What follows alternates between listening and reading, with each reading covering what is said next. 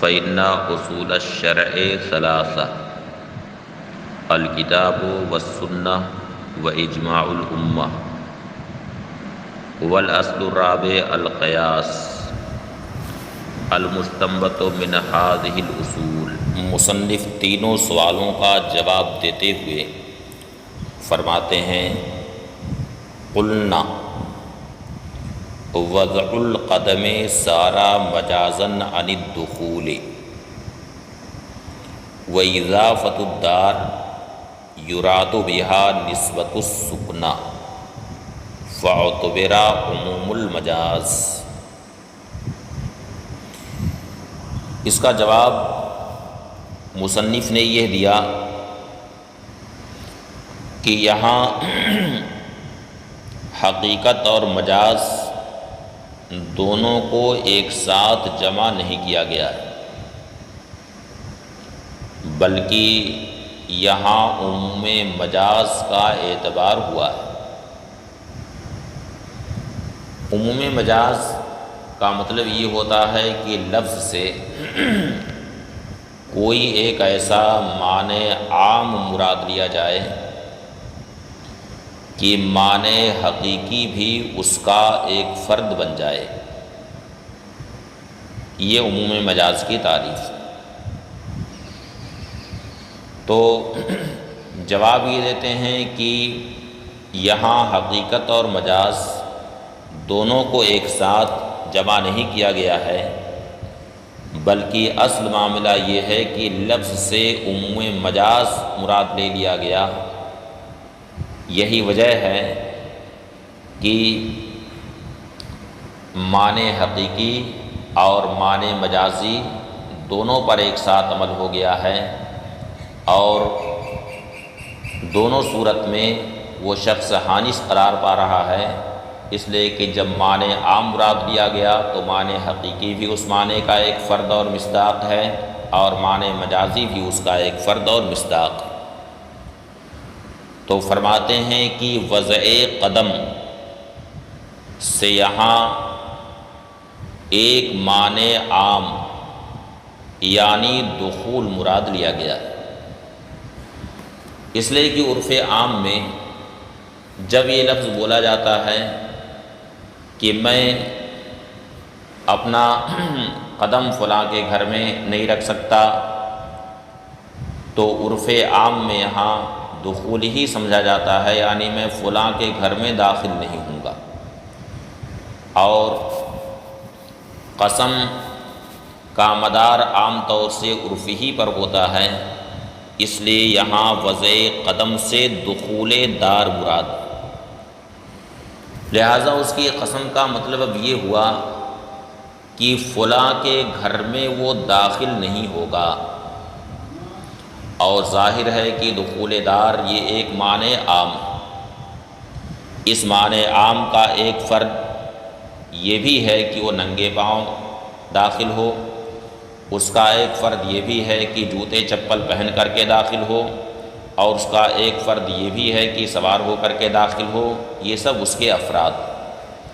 اس لیے کسی بھی طور پر وہ داخل ہوگا، بہرحال وہ حانث ہو جائے گا۔ اور رہا مسئلہ دار کا، یعنی دارا فلان، جب کہا کہ فلاں کے گھر میں داخل نہیں ہوگا، تو عرف میں جب دار کی اضافت کسی کی طرف ہوتی ہے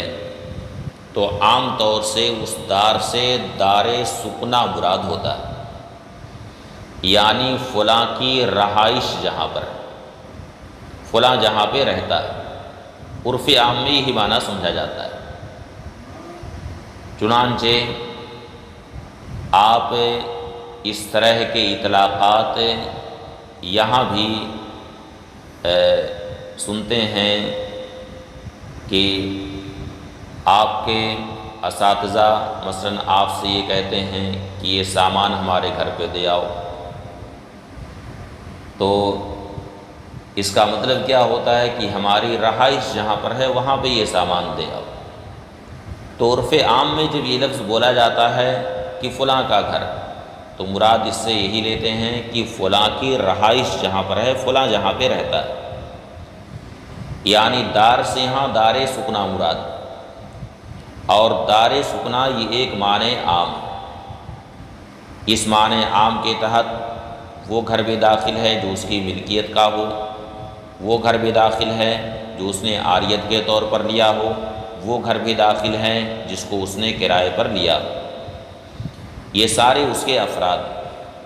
تو یہاں ایک معنی عام مراد لیا گیا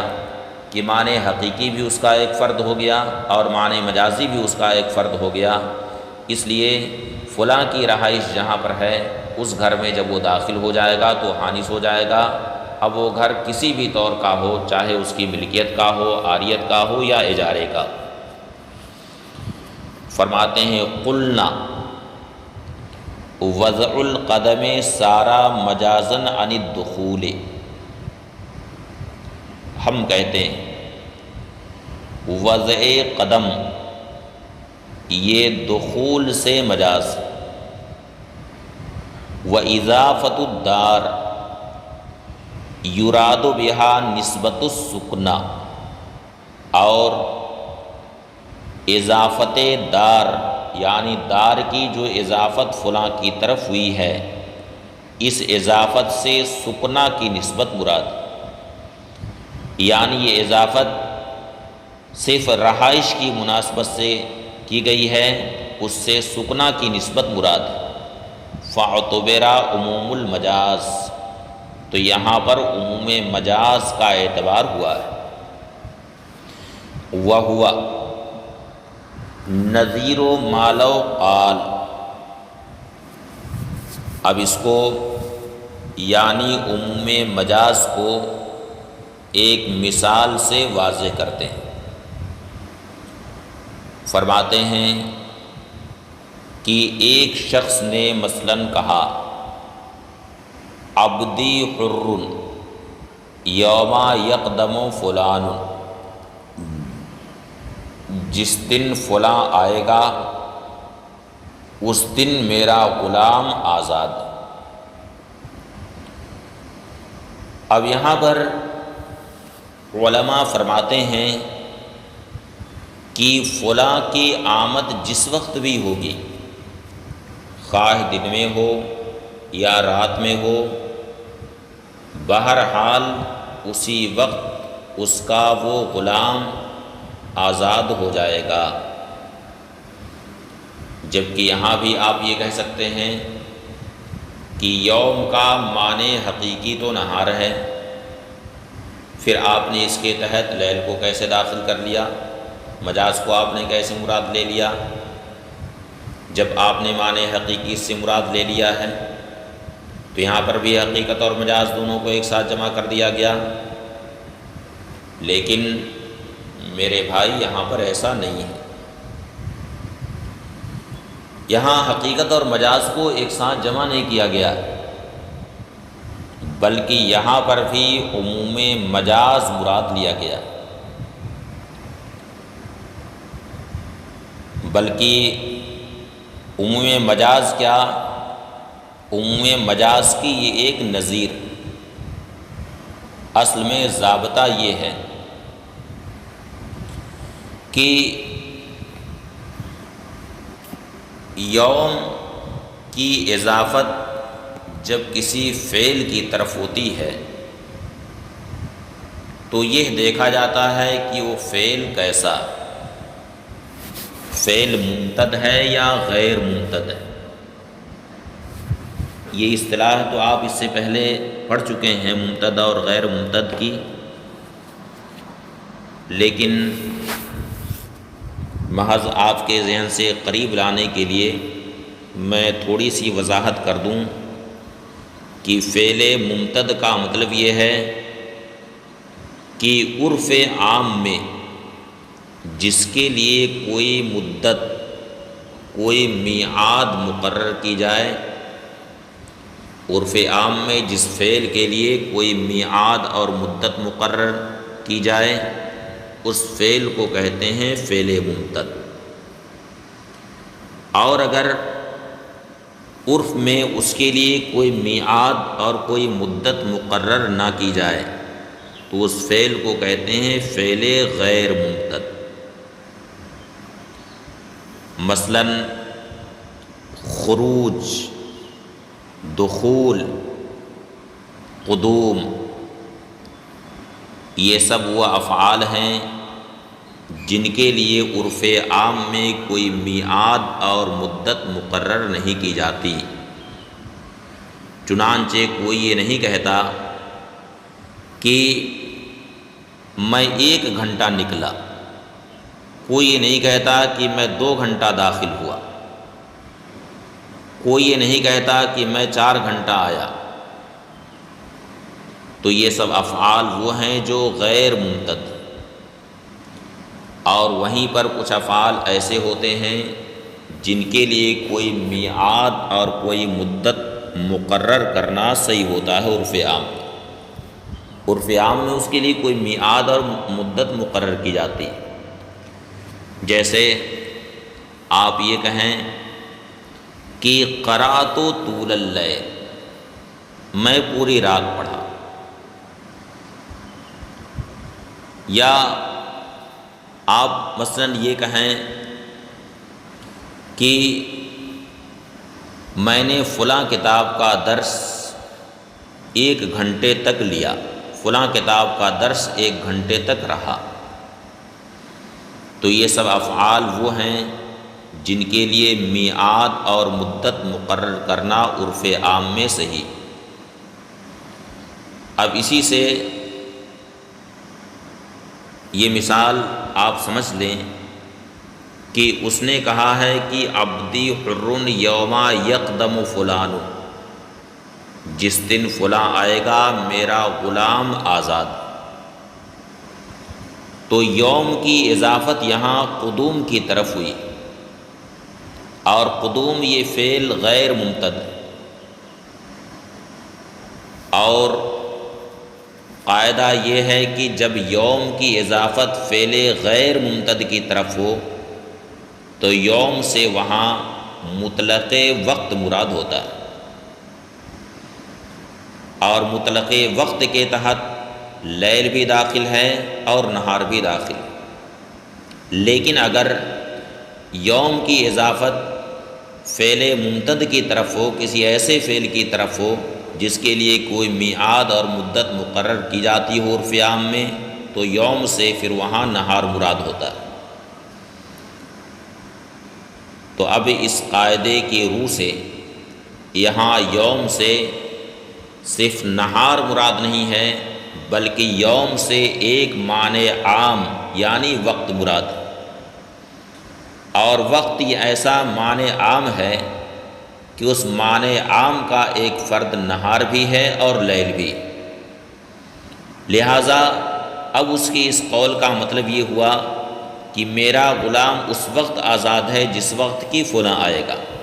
لہٰذا جس وقت بھی وہ فلاں آئے گا اسی وقت وہ غلام آزاد ہو جائے گا، خواہ اس کی آمد دن میں ہو یا رات میں ہو۔ مصنف فرماتے ہیں وَهُوَ نَظِيرُ مَا لَوْ قَالَ عَبْدُهُ حُرٌّ يَوْمَ يَقْدَمُ فُلَانٌ، اور یہ ہیں اس کی نظیر ہے،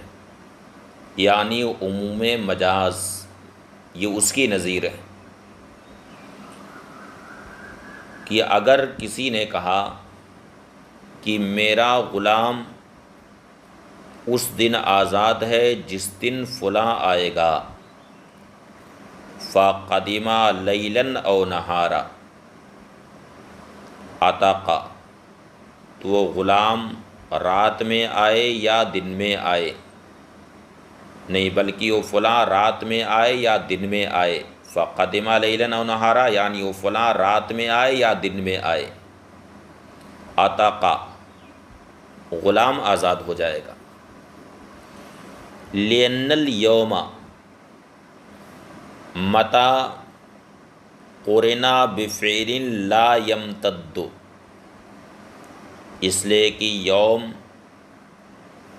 جب کسی ایسے فعل سے مقرون ہو